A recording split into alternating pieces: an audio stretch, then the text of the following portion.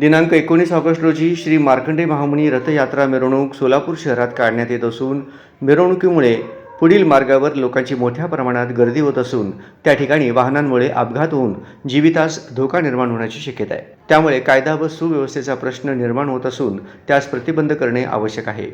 त्या अर्थी पोलीस आयुक्त सोलापूर शहर एम राजकुमार यांना प्राप्त झालेल्या महाराष्ट्र पोलीस कायदा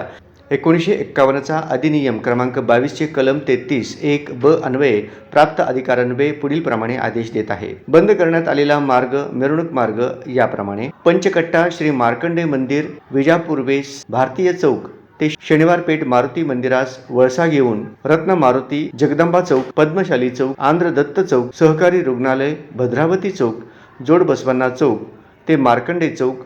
ते फैजुल बारी मस्जिद, तिथून राजेंद्र चौक भुलाबाई चौक, पुढे नेताजी नगर चाटला कॉर्नर जोडबाई पेठ कन्ना चौक औद्योगिक बँक व साखरपेठ संयुक्त चौक भावसार रोड समाचार चौक आणि माणिक चौक हा मार्ग बंद करण्यात येईल।